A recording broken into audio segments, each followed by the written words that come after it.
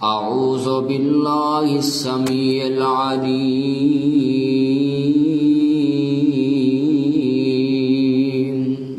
من الشيطان الرجيم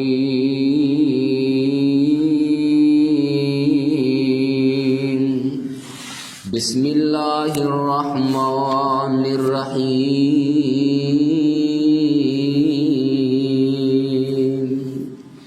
إن في خلق السماوات والأرض واختلاف الليل والنهار والفلك التي تجري في البحر بما ينفع الناس وما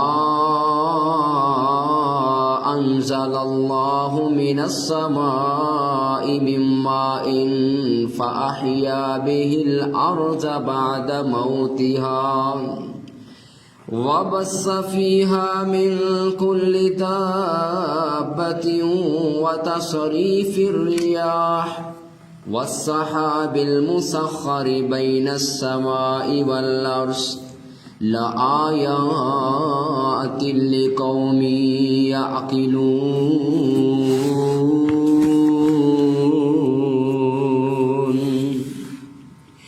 وقال النبي صلى الله عليه وآله وسلم اشتكت النار إلى ربها فقالت أكل بعضي بعضا فأذن لها بنفسين نفس في الشتاء ونفس في الصيف فأشد ما تجدون في الحر وأشد ما تجدون من الزمهرير۔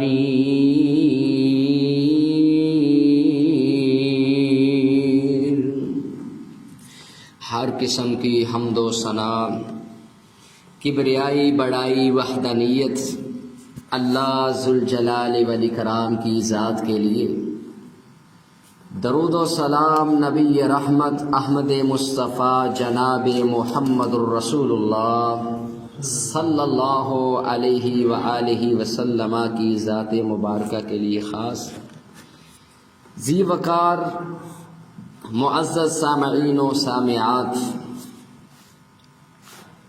اس بات میں کوئی شک نہیں ہے کہ اللہ رب العزت ہی ہمارا رب ہے، اور وہی اللہ جس پر ہم ایمان رکھتے ہیں وہ ہمارا خالق عظیم ہے اور رزاق الکریم، زندہ کرنے والا، مارنے والا، تمام معاملات کی بہتر سے بہتر تدبیر کرنے والا، بیدہ مقالید کل شیء، اس کے ہاتھ میں ہر ایک چیز کا اختیار اور اس کی اتھارٹی اور اس کی تمام تر کاریگری کی کنجیاں ہیں۔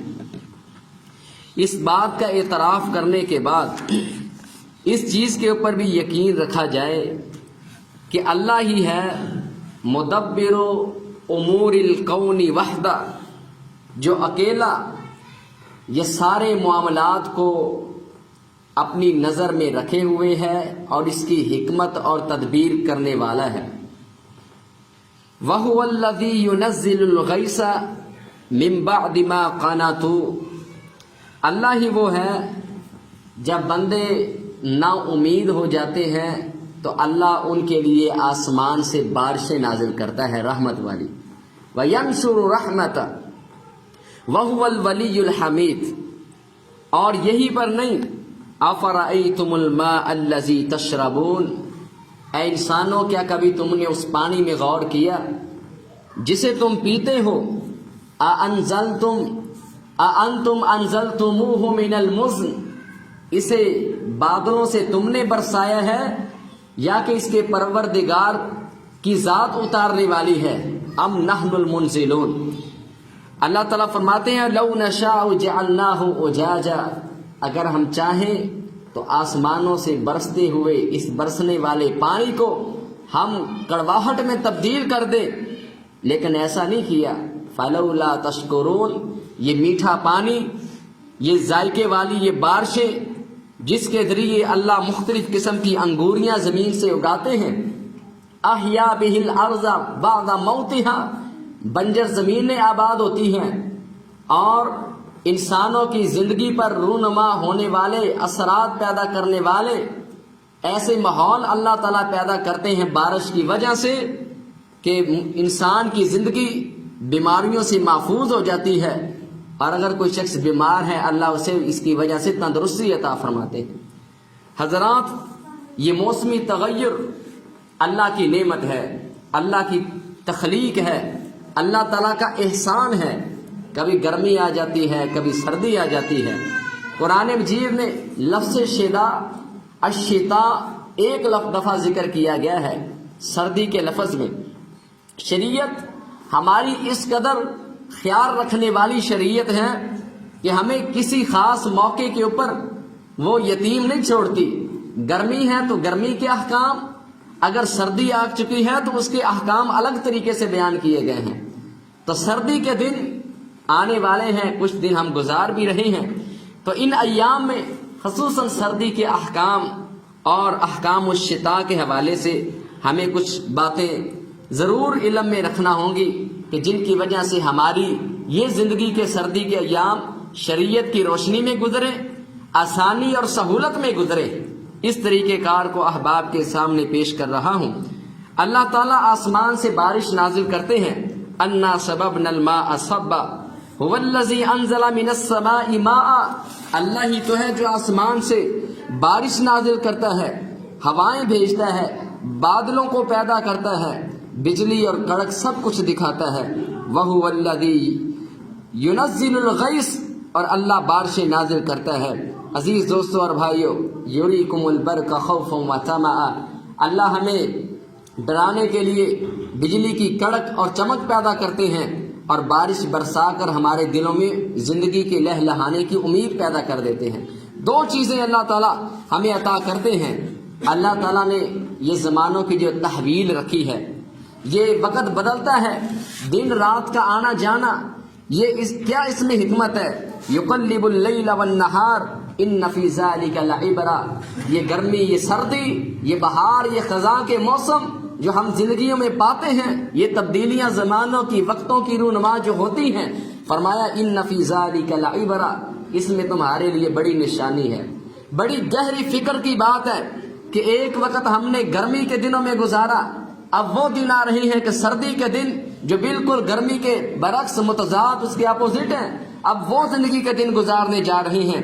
جعل اللیل لباسا وجعل النہار معاشا، اللہ تعالیٰ وہ ہے جس نے رات کو ہمارے لیے لباس، تسکین، آرام اور سکون کا باعث بنایا ہے، اور دن کو ہمارے لیے کاروبار کرنے کے لیے معیشت کا ذریعہ بنایا ہے۔ روشنی عطا کرنے کے بعد حضرت عائشہ رضی اللہ تعالیٰ عنہ فرماتی ہیں، اللہ کے نبی صلی اللہ علیہ وسلم جب بارشوں اور ہواؤں اور ان بادلوں کی گردش کو دیکھتے تو آپ کی کیا نوعیت ہوتی؟ فرماتی ہیں اذا کان یوم الریح والغیم، جب بارش بادل کا موسم ہوتا نا، دن ایسا ہوتا جس میں بارش ہو رہی ہے، ہونے کو ہے، اس کے حالات اثرات نظر آتے، فرماتی ہیں عرف ذلک فی وجہہ، آپ کے چہرے کے اوپر یہ ساری چیزیں ہمیں واضح نظر آتی۔ اقبل و ادبر، کبھی آپ حجرہ میں داخل ہوتے، کبھی باہر آتے، بے چینی کی یہ کیفیت۔ فَإِذَا مَطَرَتْ سُرَّ بِهِ، بارش ہو جاتی تو آپ کے چہرے پر مسکراہٹیں ہوتی۔ ہم آپ سے پوچھتے محبوب ایسی کیفیت آپ میں کیوں پیدا ہوتی ہے؟ بارش بادل تو لوگوں کو بہت زیادہ امید دلاتے ہیں۔ اللہ کے نبی صلی اللہ علیہ وسلم نے فرمایا انی خشیت ان یکون عذابا سلط علی امتی، مجھے ڈر ہوتا ہے کہیں سے یہ بادل میں اللہ کی طرف سے میری امت پر پڑنے والا کوئی عذاب ہی نہ ہو، اس وجہ سے میں ڈرتا ہوں، یہ خوف اور غم ہوتا ہے۔ اللہ سے دعائیں کرتے ہیں اللہ کے نبی صلی اللہ علیہ وسلم۔ پچھلی امتوں میں تھا وہ جب بادلوں کو دیکھتے وہ کہتے آرز ممطرنا، بادل ہی ہے، بارش آئے گی، موج لگے گی، بہار آئے گی، فصلیں مضبوط ہوں گی، پیداوار میں اضافہ ہوگا۔ ہوتا کیا؟ اللہ اسی بادل کو ان کی ہلاکت کا باعث بنا دیتے۔ ان کے گھر بار تباہ ہو جاتے، زمینیں ان کی خراب ہو جاتی، ایسے ایسے سیلاب اللہ تعالیٰ بھیج دیتے، تباہی ان کے اوپر آ جاتی۔ یہی وجہ ہے اللہ کے نبی صلی اللہ علیہ وسلم بے چین ہوتے۔ لیکن اللہ تعالیٰ کے نبی صلی اللہ علیہ وسلم جب بارش کو دیکھتے، کیا الفاظ آپ کے ہوتے؟ کبھی فرماتے اللہم اجعلہ صیبا نافعا، اللہ اس بارش کو موسلا دھار بنا، اس بارش کو فائدہ دینے والی بارش بنا۔ اللہ کے نبی صلی اللہ علیہ وسلم جب ہوا کو دیکھتے فرماتے اللہم انی اسألک خیرہا وخیر ما فیہا وخیر ما ارسلت بہ، اللہ اس بارش کا، اس ہوا کے آنے کا، میں اس کی بلائی کا تجھ سے سوال کر رہا ہوں، وہ بلائی جو یہ لے کے آ رہی ہے، وہ جو بلائی اس میں تو نے داخل کر دی ہے، اے اللہ میں اس سب بلائیوں اور اچھائیوں کا تجھ سے سوال کرتا ہوں۔ وَأَعُوذُ بِكَ مِن شَرِّهَا وَشَرِّ مَا فِيهَا وَشَرِّ مَا أُرْسِلَتْ بِهِ، تین چیزوں کی آپ پناہ بھی اللہ سے مانگتے، اللہ میں اس ہوا کے شر سے، جو اس میں شر ڈالا گیا اس سے، اور جس شر کو یہ لے کے آ رہی ہے وہ سے تیری پناہ کا سوال کرتا ہوں۔ رسول اللہ صلی اللہ علیہ وسلم کا یہ عمل ہوتا جب آپ ہواؤں کو یا آپ بادلوں کی اس صورتحال کو دیکھتے۔ اللہ کے نبی صلی اللہ علیہ وسلم پر اللہ نے جو قرآن نازل کیا ہے اس میں ہمارے سامنے واضح کیا ہے آسمان سے بارش ہونا کوئی معمولی بات نہیں، بہت بڑا اللہ کا انعام اور احسان ہے۔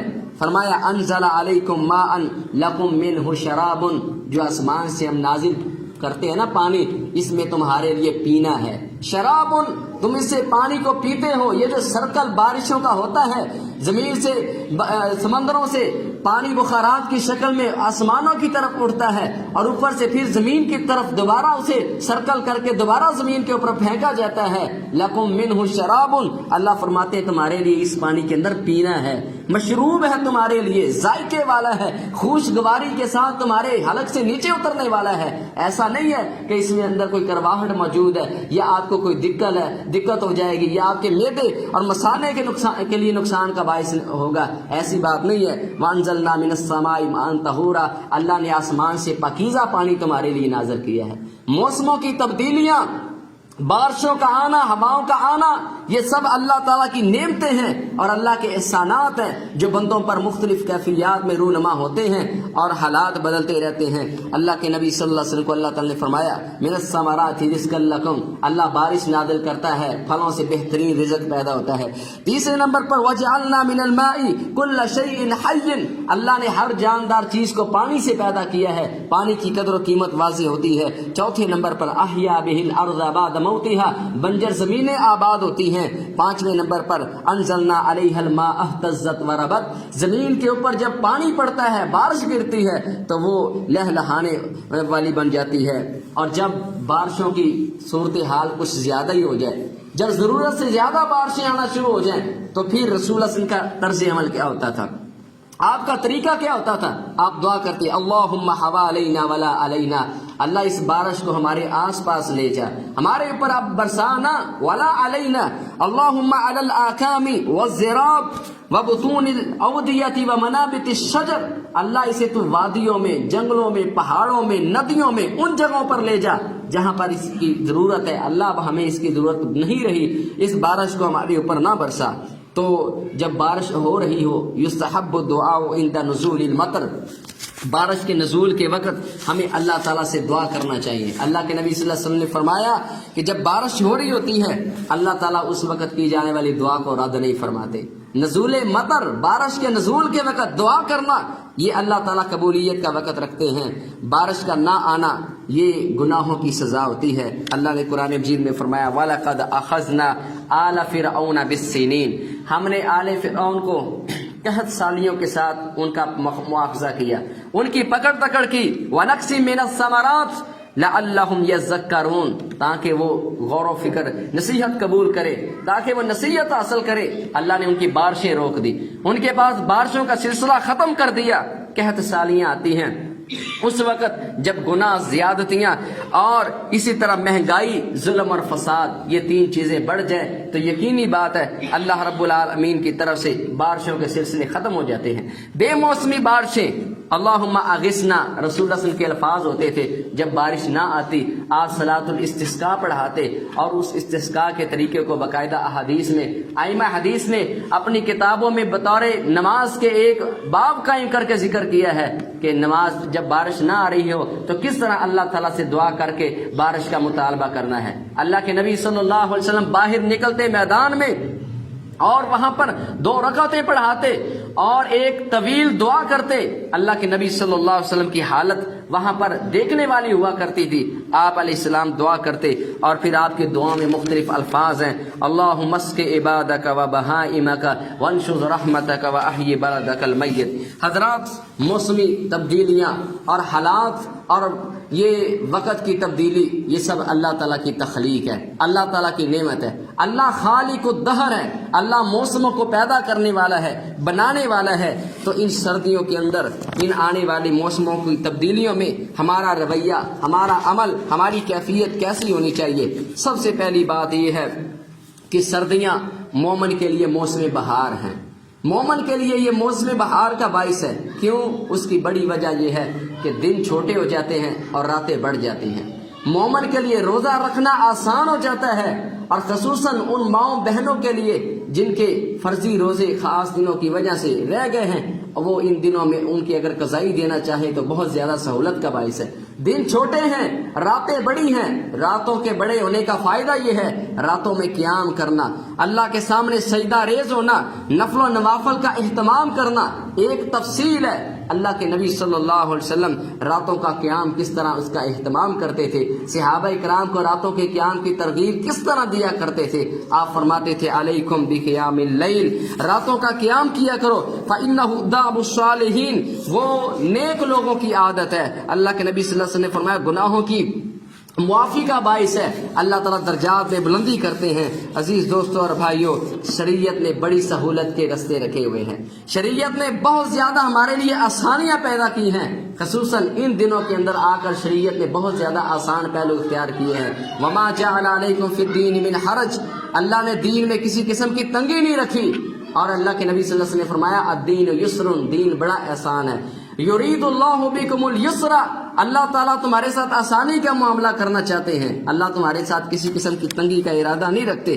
اللہ کے نبی صلی اللہ علیہ وسلم کی احادیث میں یہ بات ملتی ہے کہ آپ لوگوں کو رات کے قیام کی ترغیب دیتے، خود بھی قیام کرتے، اللہ تعالیٰ آپ کو خود بھی اس بات کا حکم دیتے، اور حدیث کے اندر آتا ہے آقا علیہ السلام رات کا لمبا قیام کرتے اور آپ فرماتے افلا اکون عبدا شکورا، میں اللہ تعالیٰ کا شکر گزار بندہ نہ بن جاؤں۔ تو اس اعتبار سے راتوں کا قیام کرنا رسول اللہ صلی اللہ علیہ وسلم کی سنت بھی ہے، آپ کا عمل بھی ہے، اور اسی طرح مومنوں کے لیے گناہوں سے معافی کا باعث بھی ہے۔ عزیز دوستوں اور بھائیوں، دن کا روزہ رکھنا کتنی فضیلت کا باعث ہے، خصوصاً مہینے کے وہ 3 دن 13، 14، 15 چاند کی تاریخ کا روزہ رکھنا۔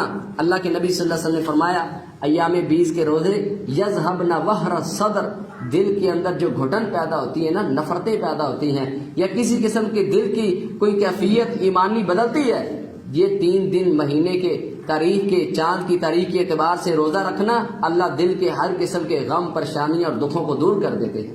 یذهبن وہرت قلبی، دل کے پریشانیاں، رنجشیں اور غبار ختم کرنے کا ذریعہ ہیں یہ 3 دن کے روزے، اور ان دنوں میں یہ رکھنا ہمارے لیے بہت زیادہ اعزاز کا باعث ہوگا۔ سوموار جمعرات کا روزہ رکھنا مشہور احادیث ہے، اللہ کے نبی صلی اللہ علیہ وسلم نے فرمایا کہ سوموار اور جمعرات والے دن بندوں کے اعمال اللہ کے سامنے پیش ہوتے ہیں، تو جو بندہ اس دن روزہ رکھتا ہے یقیناً اس کا عمل اللہ کے سامنے پیش ہوتا ہے، تو اللہ تعالیٰ اس کو روزے کی حالت والے عمل کو قبول فرماتے ہیں۔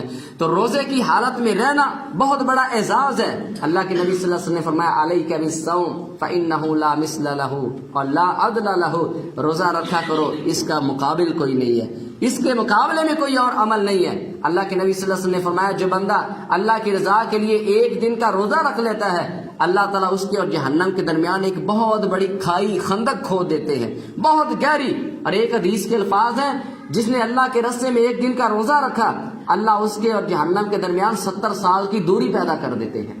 تو اندازہ کریں کہ ان دنوں کے اندر یہ غنیمت ہے کہ نہیں۔ اور ایک حدیث کے الفاظ ہیں کہ سردیوں کے دنوں کے روزے غنیمت باردہ، ٹھنڈی غنیمت ہے، اللہ کی طرف سے خاص عطا ہے، تو لہٰذا یہ چھوٹا دن ہونا اسے معمولی نہ سمجھا جائے، اللہ کی خاص عطا ہے کہ اللہ رب العالمین نے ہمیں یہ موقع دیا ہے کہ ہم ان دنوں سے فائدہ اٹھائیں اور روزے کا اہتمام کریں۔ اور روزہ سب سے بہتر کون سا ہے؟ اللہ کے نبی صلی اللہ علیہ وسلم نے فرمایا احب الصیام عند اللہ صیام داؤد، سب سے بہتر روزہ اللہ کے ہاں جو اللہ کو پسند ہے وہ جناب داؤد علیہ السلام کا ہے۔ وہ ایک دن روزہ رکھتے تھے، ایک دن ناغا کرتے تھے، پھر ایک دن روزہ رکھتے تھے، ایک دن ناغا کرتے تھے، یہ طریقہ کار ہوتا تھا نفلی روزے رکھنے میں۔ اور رات کے قیام کی اگر تفصیل بیان کی جائے تو بہت زیادہ ہے، وَمِنَ اللَّيْلِ فَتَهَجَّدْ بِهِ نَافِلَةً، اللہ کی طرف یہ خاص ہمارے لیے عطا ہے۔ 5 نمازیں تو پڑھنی ہی پڑھنی ہیں، لیکن راتوں کا قیام کانوا قلیلا من اللیل ما یہجعون، عباد الرحمن اللہ کے نیک مقرب بندوں کی صفات میں یہ صفت ہے کہ ان کے پہلو بستروں سے الگ رہتے ہیں۔ یہ ایک عظیم وصف ہے جو اس موقع پر حاصل کرنے کا بہت بڑا عظیم موقع ہے۔ عزیز دوستوں اور بھائیوں، سردی کے دن، موسم سرما کے یہ ایام مومن کے لیے بہار کا باعث ہے۔ جناب ابو ذر رضی اللہ تعالیٰ نے فرمایا کہ ان سردی کے دنوں میں آنے والا پت جھڑ کے ایام جو ہوتے ہیں، ان دنوں کی بات ہے کہ میں اللہ کے نبی صلی اللہ علیہ وسلم کے ساتھ تھا۔ آپ نے ایک درخت کی 2 شاخوں کو پکڑا اور آپ نے فرمایا یا ابا ذر، اے ابو ذر۔ میں نے کہا جی لبیک، حاضر ہوں۔ آپ نے اس کے پتوں کو ایسے جھاڑا، وہ نیچے گرے۔ آپ نے فرمایا کہ مومن بندہ جب اللہ کو راضی کرنے کے لیے نماز ادا کرتا ہے نا، اس کے جسم سے ایسے گناہ جھڑ جاتے ہیں جیسا کہ اس درخت کے پتے اس موسم میں جھڑ رہے ہیں۔ یعنی سردیوں کے دنوں کے اندر جب بندہ نمازوں کا اعمال کا اہتمام کرتا ہے، اللہ تعالیٰ اس کے جسم سے ایسے گناہ جھاڑ دیتے ہیں جیسا کہ خزاں کے موسم میں درختوں سے پتے گرنا شروع ہو جاتے ہیں۔ تو سردی غنیمت ہے کہ نہیں؟ یہ بڑا غنیمت کا موقع ہے، بڑی سعادت کا ٹائم ہے۔ سردی کو جو ہے نا موسم کو برا بلا نہیں کہنا چاہیے، آگے میں بتا رہا ہوں۔ تو پت جھڑ کے موسم میں اللہ کے نبی صلی اللہ علیہ وسلم مسلمان کے گناہوں سے تشبیہ دی، یہ ترغیب میں ہے۔ اور اسی طرح اللہ کے نبی صلی اللہ علیہ وسلم نے فرمایا الا ادلکم علی ما یمحو اللہ بہ الخطایا، کیا میں تمہیں ایسی چیز کی رہنمائی نہ کروں جس کی وجہ سے اللہ تمہاری خطاؤں کو ہی مٹا دے؟ اللہ کے نبی صلی اللہ علیہ وسلم نے فرمایا ان کی وجہ سے اللہ تمہارے درجات ہی بلند کر دے۔ اسباغ الوضوء علی المکارہ، نہ چاہتے ہوئے وضو اچھا بنانا یہ درجات کی بلندی کا بھی باعث ہے اور گناہوں کے جڑنے کا بھی باعث ہے۔ 2 چیزیں، یمحو اللہ بہ الخطایا، جب وضو کرنے کو جی نہ چاہتا ہو اچھا وضو کرے، توضأ فاحسن وضوءہ، یقیناً اس کی نماز اس کے گناہوں کی معافی کا باعث ہے۔ اور اس کے بعد اللہ کے نبی صلی اللہ علیہ وسلم نے فرمایا ویل للعقاب من النار، سردیوں کے موسم کے حالات میں عبادت سے تھوڑی سی سستی کرنے والے لوگوں کے لیے ہے، جو وضو کرنے میں تخفیف سے کمی سے کام لیتے ہیں ٹھنڈے پانی سے ڈرتے ہوئے۔ اللہ کے نبی صلی اللہ علیہ وسلم نے فرمایا ویل للعقاب من النار، ان ایڑیوں کو جو وضو کرنے کے وقت خشک چھوڑ دی جاتی ہیں جہنم کی آگ لگائی جائے گی۔ تو لہٰذا ایڑیوں کو خشک نہ ہونے دیا جائے۔ اور ایک ناخن کے قدر ایک صحابی کے جسم پر آپ نے اس کا وضو کا اعزاز دیکھا تو آپ نے فرمایا ارجع فاحسن وضوءک، جا واپس چلا جا، وضو دوبارہ کر کے آ۔ اور تیسری حدیث میں اللہ کے نبی صلی اللہ علیہ وسلم نے فرمایا تبلغ الحلیہ، مومن کو قیامت والے دن زیور جو پہنایا جائے گا اس کے وضو کرنے کی وجہ سے، جہاں تک کہ وضو کے پانی کے نشانات پہنچتے ہیں وہاں تک اللہ قیامت والے دن اس کے جسم کو چمکتا ہوا کر دیں گے۔ تو لہٰذا اس موقع پر وضو اچھا کیا جائے، شریعت کی مطابقت کے مطابق، اور پورے اس کی اسلوبی اور خوبصورتی کا پورا لحاظ رکھا جائے۔ اور تیسری بات یہ کہ یمحو اللہ بہ الخطایا، خطائیں مٹانے کا ذریعہ تب بنے گا ہمارا وضو، یہ نماز اور سردی کے دنوں میں کیے جانے والی عبادت کے لیے یہ وضو۔ اللہ کے نبی صلی اللہ علیہ وسلم نے فرمایا اسباغ الوضو، وضو کو پورا کرنا ہے، مکمل کرنا ہے، اعضاء کو اچھے طریقے سے دھونا ہے، اور اسی طرح اچھے طریقے سے وضو کو بنا کر مسجد کی طرف آنا ہے، عبادت کے لیے آنا ہے۔ سردیوں کے دنوں کے بعض ایسے احکام جس کی وجہ سے ہمیں پرابلم رہتی ہے، لیکن شریعت نے ہمارے لیے سہولت پیدا کی ہے، شریعت آسانی دیکھتی ہے۔ یرید اللہ بکم الیسر، سردی آ چکی ہے، ہماری نازک طبیعتیں دیکھی گئی ہیں، ہمارے نازک جسموں کی کیفیت دیکھی گئی ہے۔ خلق الانسان ضعیفا، ہم موسموں کے تغیر کو وہ برداشت نہیں کر پاتے، اللہ نے انسان کو کمزور پیدا کیا ہے، اس کی کمزوری نزاکتوں کو دیکھا ہے، اس کے مطابق اللہ رب العالمین نے اس کے اوپر احکام بھی نافذ فرمائے ہیں۔ اب دیکھیں لا یکلف اللہ نفسا الا وسعها، اللہ کسی جان پر اس کی طاقت سے زیادہ بوجھ بھی نہیں ڈالتے۔ ایام سردی ہیں، سردی کے دن آ رہے ہیں یا کچھ آ چکے ہیں، تو اس کے بارے میں یہ ہے کہ اگر کسی آدمی کے اندر یہ استطاعت ہے کہ وہ ایک وضو سے ایک دو نمازیں پڑھ سکتا ہے تو اس کی بھی شریعت میں اجازت ہے۔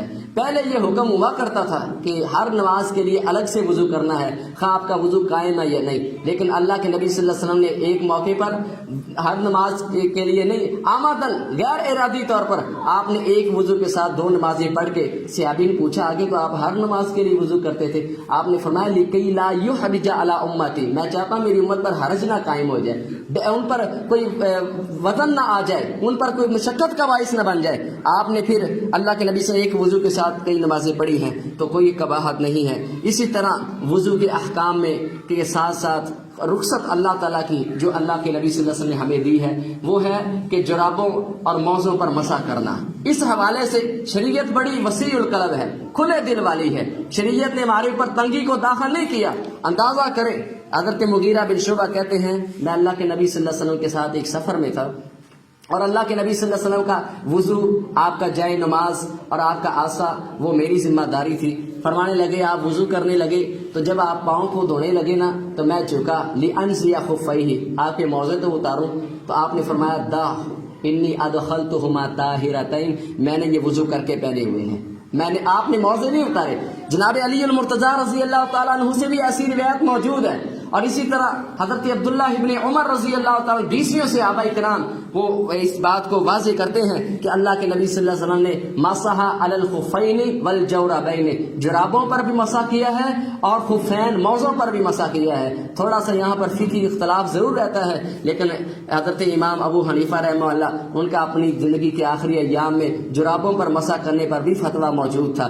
تو حدیث میں شریعت ہمیں ہمارے لیے آسانی کے راستے کھولتی ہے، شریعت آسان ہے، سہولتوں کو استعمال کرنا چاہیے اور یہ فائدے کو اٹھانا چاہیے۔ اسی طرح اگر کسی نے اپنے سر پر پگڑی باندھی ہوئی ہے، اور پگڑی کا ظاہر بات ہے وہ ایک سخت انداز سے باندھی جاتی ہے، بار بار کھولنا وہ تکلیف کا باعث ہوتا ہے، تو جناب مغیرہ فرماتے ہیں رأیت النبی صلی اللہ علیہ وسلم یمسح علی امامتہ، آپ اپنی امامہ کے اوپر ہی سر کا مسح کر لیا کرتے تھے۔ تو کتنی رخصت ہے، کتنی آسانی ہے، شریعت نے سہولت کو کتنا پیش نظر رکھا ہے۔ اور اس کے بعد اللہ کے نبی صلی اللہ علیہ وسلم سے فرد غسل کے حوالے سے کتنی اچھی توجیہ پیش کی گئی ہے، کتنی اچھی آسانی دی گئی ہے شریعت کے اندر۔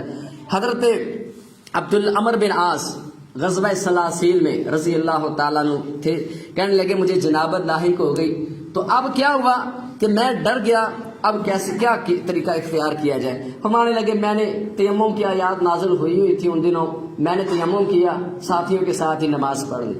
جب نماز پڑھ لی تو یہ بات رسول اللہ صلی اللہ علیہ وسلم تک پہنچ گئی کہ ایک جنبی شخص نے تیمم کر کے نماز ادا کر لی ہے۔ اللہ کے نبی صلی اللہ علیہ وسلم نے عمر بن عاص سے پوچھا کہ بھئی یہ معاملہ کیوں تو نے ایسے کیا؟ فرمانے لگے کہ اللہ کے نبی صلی اللہ علیہ وسلم، اللہ نے قرآن مجید میں فرمایا لا تقتلوا انفسکم ان اللہ کان بکم رحیما، اپنے آپ کو قتل نہ کرو، ہلاکت میں نہ ڈالو، اللہ تعالیٰ تمہارے ساتھ بڑا رحم کرنے والا ہے۔ فرمانے لگے یہ بات میں نے کی تو رسول اللہ صلی اللہ علیہ وسلم آگے سے مسکرا دیے، آپ نے مجھے کچھ نہیں کہا۔ تو یہ اجازت کا ایک بہت بڑا نرمی کا پہلو آپ نے دے دیا۔ فرماتے ہیں پھر میں خوش ہو گیا، ظاہر بات عمل پر اس بات کا اظہار ہو گیا کہ آپ نے اس پر اعتراض نہیں کیا۔ اور ایک حدیث کے الفاظ ہیں کہ شاید انہوں نے یہ الفاظ بولے کہ اللہ نے قرآن مجید میں نہیں فرمایا کہ اپنے ہاتھوں کو ہلاکت میں نہ ڈالو، تو اتنی سردی کا وہ علاقہ تھا محبوب، اگر میں غسل کرتا تو یقیناً موت واقع ہو جاتی یا مجھے بیماری لاحق ہو جاتی۔ تو شریعت نے تیمم کو پورا غسل کرنے کا بدل رکھا ہوا ہے، اندازہ کریں کتنی سہولت ہے۔ اور اس کے علاوہ اللہ کے نبی صلی اللہ علیہ وسلم گھر میں نماز پڑھنے کے حوالے سے صحیح البخاری کی حدیث ہے، حضرت عبداللہ ابن عمر رضی اللہ تعالیٰ عنہ جب سرد رات ہوتی نا، بہت زیادہ ہوائیں چل رہی ہوتی اور جب بارش کا موسم ہوتا تو وہ لوگوں کو، مؤذن کو کہتے لوگوں کو حی علی الصلاۃ کی جہاں پر کہو الا صلوا فی الرحال، گھروں میں نماز پڑھے، گھروں میں نماز پڑھ لے۔ حضرت عبداللہ ابن عباس نے ایسے کیا تو کسی نے کہہ دیا کہ ایسے کیوں کروا رہے ہیں بھائی، سردی ہے چلو لوگ آ ہی جائیں گے، بارش ہے تو چلو جمعہ پڑھنے آ ہی جائیں گے، جمعے والے دن کی بھی بات ہے۔ جناب عبداللہ ابن عباس فرمانے لگے یہ کام اس ہستی نے کیا تھا جو مجھ سے بھی زیادہ بہتر تھی، فعلہ من ہوا خیر منی، تو اس حدیث سے یہ واضح ہوتا ہے کہ لوگوں کو تکلیف دینا شریعت کا کوئی مین پروگرام نہیں، شریعت کا سہولت دینا ہے اور سہولت میں رہتے ہوئے اللہ تعالیٰ کی عبادت کرنا ہے۔ عزیز دوستوں اور بھائیوں، اسی طرح سردی کے دنوں میں بہت ساری بیماریاں انسانوں کے جسموں پر آ جاتی ہیں، مثلا بلغم، ریشہ، نزلہ، زکام، ایسی ویسی چیزیں مساجد میں آ جاتے ہیں۔ تو مسجد میں آ کر تھوکنا منع ہے، بلغم کا پھینکنا منع ہے، اور اسی طرح اس بلغم کا علاج کیا کیا جائے؟ دو طرح کی احادیث ہیں۔ اللہ کے نبی صلی اللہ علیہ وسلم ایک دن مسجد نبوی میں آئے، آپ نے دیکھا کہ قبلہ کی دیوار کی جانب ایک بلغم تھوک پڑا ہوا ہے۔ آپ کو بڑا غصہ اس چیز پر آیا، آپ کا چہرہ سرخ ہو گیا، آپ نے اس چیز پر بڑی سختی اور تنبیہ کے ساتھ نوٹس لیا۔ آپ نے فرمایا دیکھو بھائی، جب تم نماز پڑھتے ہو تو تم اللہ کے ساتھ باتیں کرتے ہو، تمہارے اللہ کی ذات تمہارے سامنے ہوتی ہے، تو کوئی بندہ آئندہ اپنے سامنے نہ تھوکے نماز کے اندر۔ اللہ کے نبی صلی اللہ علیہ وسلم نے منع فرما دیا کہ نماز میں کوئی بندہ اپنے سامنے تھوکے، اس چیز سے آپ نے بالکل منع کر دیا۔ فحقہ بیدہ، نماز کے بعد کی بات ہے، آپ نے اپنے ہاتھ سے ایک لکڑی کو پکڑا اور دیوار سے اس کو خرش دیا، اس تھوک کو صاف کر دیا اپنے ہاتھ کے ساتھ، اللہ کے نبی صلی اللہ علیہ وسلم نے۔ اب پھر آپ نے آگے مزید تعلیم یہ دی کہ کوئی بندہ اگر وہ تھوکنا چاہتا ہے تو ایک کپڑے میں تھوکے اور پھر اسے مل لے، جیسا کہ ہمارے آج کے دور میں رومال ہوتے ہیں، ہم اسے اس دور میں بھی تھے، رومال لوگ استعمال کرتے تھے، تو رومال کے اندر تھوک لیا جائے، اسے صاف کر لیا جائے، اور نماز کی حالت میں اگر نزلہ زکام بہ رہا ہے صاف کرنے میں کوئی قباحت نہیں ہے، شریعت اس پر آپ کو کوئی تکلیف میں مبتلا نہیں کرنا چاہتی۔ تو ان سردی کے دنوں میں اگر ایسا معاملہ پیش آئے تو مسجد میں تھوکنے سے پرہیز کرنا چاہیے اور کپڑے وغیرہ کا استعمال کرنا چاہیے۔ رہن سہن میں شریعت کی کیا رہنمائی ہے؟ سردی کے دنوں میں ہم آگ کا استعمال کرتے ہیں، شریعت اس کے اوپر بھی بڑی بہترین رہنمائی کرتی ہے۔ افرأیتم النار، وہ آگ کے بارے میں تو دیکھو جس سے تم سکاؤ کرتے ہو، جسموں کو سیکتے ہو، اس کے درختوں کی اس آگ کو لینے کے لیے جو لکڑی پیدا کی ہے وہ تم نے پیدا کی ہے کہ اللہ نے پیدا کی ہے؟ اللہ نے ہمیں اس کی طرف اشارہ کیا ہے۔ شریعت ہر موقع پر کھڑی ہے، ہم یتیم نہیں رہتے کسی موقع پر، شریعت رہنما ہوتی ہے ہماری ہر موقع پر۔ فرمایا کہ وہ آگ کے بارے میں بتاؤ جسے تم سیکتے ہو، تستلون، اور تم اپنے جسم کی ٹھنڈک کو گرمی میں تبدیل کرتے ہو اور تپش اور حرارت کو حاصل کرتے ہو۔ عزیز دوستوں اور بھائیوں، ہیٹر کا استعمال اور دوسرا انگیٹھیاں اور یہ گرم چیزیں استعمال کرنا شرعاً منع نہیں ہے، اجازت ہے، اور یہ انسانی فطرت کے خلاف نہیں ہے۔ شریعت نے ہماری نزاکتوں کمزوریوں کا سمجھا ہے، کوئی بات نہیں، آپ اپنے جسم کو گرم کرنے کے لیے، حرارت دینے کے لیے، ٹیمپریچر برقرار رکھنے کے لیے آپ سکاؤ کریں۔ مساجد میں ہیٹرز وغیرہ کا استعمال ہوتا ہے۔ امام بخاری رحمہ اللہ نے صحیح بخاری میں باب قائم کیا ہے کہ اگر کوئی شخص نماز پڑھ رہا ہو اور اس کے آگے آگ ہو تو کیا اس کی نماز مجوسیوں کی نماز کے ساتھ تشبیہ ہو جائے گی یا نماز اس کی جائز ہے؟ انہوں نے ایک حدیث وہاں پر ذکر کی ہے، اللہ کے نبی صلی اللہ علیہ وسلم نے کہ نماز میں آپ کا موعظہ ہے کہ آپ آگے بڑھے اور آپ نے ایسے ہاتھ کیا، پھر آپ نے پیچھے ہاتھ کھینچ لیا، پھر اس طرح آپ پیچھے ہو گئے۔ حدیث میں آتا آپ نے فرمایا کہ میں نے سامنے آگ کو دیکھا اور بعد زیادہ جنت کا ایک نقشہ دکھایا گیا، آپ نے خوشہ پکڑنے کا ارادہ کیا، پھر آپ نے نہیں پکڑا، تو آگ آپ کے سامنے آئی، آپ پیچھے ہٹ گئے۔ تو اللہ کے نبی صلی اللہ علیہ وسلم کی اس حدیث سے امام صاحب نے یہ نتیجہ اخذ کیا، اگر سامنے آگ ہو بھی تو انسان کی نماز پر کوئی فرق نہیں پڑتا۔ یہ ایک ان کا طریقہ استدلال ہے حدیث سے کسی عمل کو اخذ کرنے کا۔ ہماری آگ کی عبادت کرنا نہیں ہے، وہ ہمارے ایک فائدے کے لیے ہے۔ دوسری بات یہ ہے کہ رات کے وقت شریعت ہماری کیا رہنمائی کر رہی ہے کہ آگ اور ہیٹر کی جلتی ہوئی چیزیں نہیں چھوڑنا چاہیے۔ اللہ کے نبی صلی اللہ علیہ وسلم نے منع کیا ہے۔ ہم نے عموماً دیکھا ہے، خبروں میں دیکھتے ہیں کہ رات کو وہ جلتا ہی رہ گیا اور دن تک بہت زیادہ نقصان ہو چکا تھا۔ مدینہ طیبہ میں بھی ایسے ایک مرتبہ ہوا، اللہ کے نبی صلی اللہ علیہ وسلم کو پتہ چلا کہ مدینہ میں ایک گھر کو رات آگ لگی، جل گیا، تو اللہ کے نبی صلی اللہ علیہ وسلم نے فرمایا ان ھذہ النار انما ہی عدو لکم، یہ آگ جو ہے نا یہ تمہاری دشمن ہے، جب تم رات کو سونا چاہو فاذا نمتم فاطفئوها، آگ کو رات کو بجھا کر سونا چاہیے۔ اللہ کے نبی صلی اللہ علیہ وسلم نے سختی سے منع کیا۔ اس طرح اگر چراغ جل رہا ہے، کیونکہ عموماً ان دنوں چراغ جلتے تھے، اور چراغ کے اندر جلنے والا جو تیل ہے وہ جو چوہیا اور چھوٹے یہ چوہے ہوتے ہیں یہ اس چیز کو سونگتے ہوئے اس کی مہک کو اس کو کھینچ لیتے ہیں اس باہر، اور بندے سوئے ہوئے ہوتے ہیں اور وہ بستروں پر پھینک دیں آس پاس، ایسی چیزیں۔ اور یہ اس نوعیت کی موجودہ دور میں ہم دیکھ لیں مچھروں کو بھگانے کے لیے وہ جلیبی وغیرہ کا استعمال کرتے ہیں، اس سے بھی آگ لگ سکتی ہے۔ تو احتیاط کرنا شریعت کی پہلی ترجیح ہے۔ شریعت کہتی ہے آگ کی کوئی چیز نہ چھوڑی جائے جس کی وجہ سے آپ کا نقصان ہو اور آپ کو نقصان پہنچے۔ سردیوں کے دنوں میں یہ رہن سہن کے اعتبار سے جو تدابیر بتائی گئی ہیں ہماری نزاکتوں کو دیکھ کر شریعت میں بتائی ہیں۔ اور اسی طرح اللہ کے نبی صلی اللہ علیہ وسلم نے منع کیا ہے ان استعمال السما، ایسے طریقے سے بچوں کو چادر باندھ دی جائے۔ بعض عورتیں دیہاتوں میں عموماً ایسے ہوتا ہے کہ بچے کو چادر باندھ دی جاتی ہے اور پیچھے سے گرہ لگا دی جاتی ہے، دونوں بازو اس کے اندر کور ہوتے ہیں، وہ باہر نہیں نکال سکتا۔ ایسی یعنی چادر باندھنے سے استعمال السما اس کو کہا جاتا ہے عربی میں، وہ باندھنے سے آپ نے منع کیا ہے۔ کتنی احتیاط کی ہے تاکہ اگر کوئی بچہ نیچے گرے اور وہ اٹھتے اٹھتے اسے بہت زیادہ تکلیف یا نقصان پہنچ جائے، اس سے آپ نے منع کیا ہے۔ جناب علی رضی اللہ تعالیٰ عنہ کے بارے میں ایک بڑی پیاری حدیث ہے سنن ابن ماجہ کی۔ حضرت علی المرتضیٰ رضی اللہ تعالیٰ سردیوں میں بھی گرمیوں کے ہی کپڑے پہنتے تھے۔ کسی نے کہا کہ اتنی سردی اور آپ گرمیوں کے کپڑے استعمال کرتے ہیں؟ تو جناب علی رضی اللہ تعالیٰ فرمانے لگے کہ کیا آپ کو کہوں؟ محبوب نے فرمایا اللہم اذھب عنہ الحر والبرد، اللہ علی سے گرمی کو بھی دور کر دے، سردی کو بھی دور کر دے۔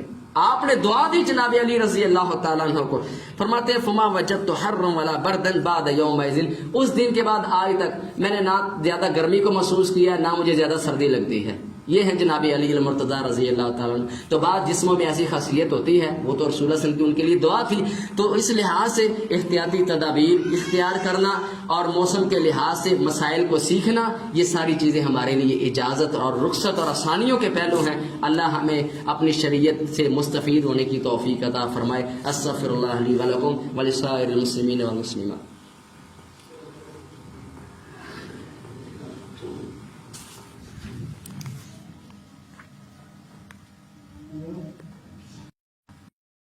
اعوذ باللہ السمیع